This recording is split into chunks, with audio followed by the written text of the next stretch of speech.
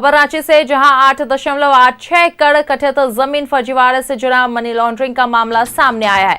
आपको बताते चले कि आर्किटेक्ट विनोद सिंह पर हुआ आरोप गठित, पीएमएलए की विशेष कोर्ट ने किया आरोप गठित। आपको बता दें कि मामले में मुख्यमंत्री हेमंत सोरेन की ओर से मांगा गया समय।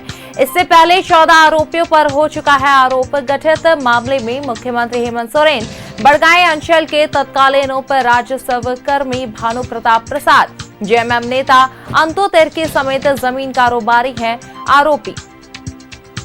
तो लगातार आपको खबर बताते चल रहे हैं रांची से, जहां 8.86 एकड़ कथित जमीन फर्जीवाड़े से जुड़ा मनी लॉन्ड्रिंग का मामला। आर्किटेक्ट विनोद सिंह पर हुआ आरोप गठित, तो वहीं पीएमएलए की विशेष कोर्ट ने किया आरोप गठित। आपको बताते चले कि मामले में मुख्यमंत्री हेमंत सोरेन की ओर से मांगा गया समय। इससे पहले 14 आरोपियों पर हो चुका है आरोप गठित। मामले में मुख्यमंत्री हेमंत सोरेन, बड़गांव अंचल के तत्कालीन उप राजस्व कर्मी भानु प्रताप प्रसाद, जेएमएम नेता अंतु तिर्की समेत जमीन कारोबारी हैं आरोपी।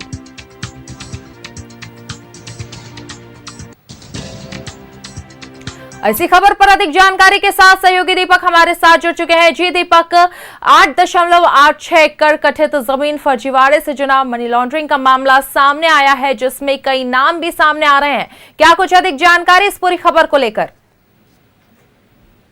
जी बिल्कुल, देखिए बड़गांव अंचल के अधीन 8 एकड़ 86 डिसमिल जमीन की फर्जीवाड़ा से संबंधित मामले को लेकर ईडी की कार्रवाई हुई थी। ने कार्रवाई करते हुए चार्जशीट भी दाखिल की थी और उस पूरे मामले में अब आरोपियों पे आरोप गठित होना है।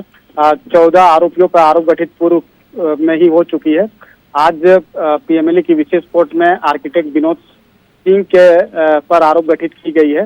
वहीं मुख्यमंत्री हेमंत सोरेन पर भी आरोप गठित होना था, लेकिन आज समय की मांग की गई तो उन पर आरोप गठित नहीं हुई। कोर्ट की अगली निर्धारित तिथि होगी, उस तिथि पर आरोप गठन के बिंदु पर सुनवाई होगी। लेकिन आर्किटेक्ट विनोद सिंह जो है उस पर कई बार ईडी की छापेमारी हुई थी। उनके ठिकानों पर ईडी समन जारी करके ईडी दफ्तर भी बुलाया था, पूछताछ भी हुई थी और फिर जो है जो चार्जशीट दाखिल की थी उसमें विनोद सिंह का नाम था, तो चार्जशीटेड आरोपी है।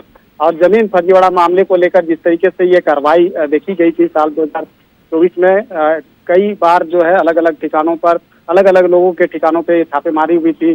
चाहे बात करें जेएमएम नेता अंतु तिर्की की या फिर कई ऐसे जमीन कारोबारी जिनकी संलिप्तता इस पूरे मामले में थी, तो उनके ठिकानों पे छापेमारी हुई थी और उसके बाद गिरफ्तार करके जेल भेजा गया था। हालांकि सभी आरोपी फिलहाल जमानत पर जेल से बाहर है। मुख्यमंत्री हेमंत सोरेन को भी जो है ईडी ने गिरफ्तार किया था।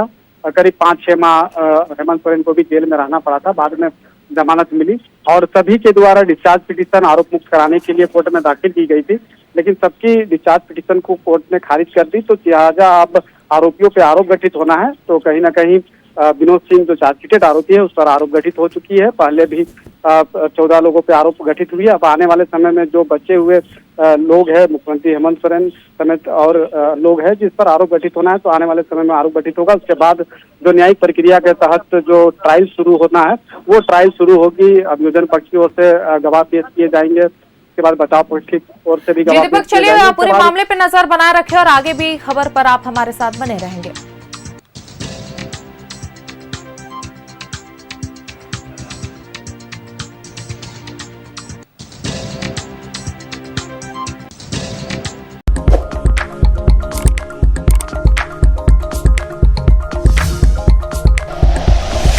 Like and share videos, subscribe करें हमारा चैनल और प्रेस करें बेल आइकॉन। न्यूज़ 11 भारत, सच है तो दिखेगा।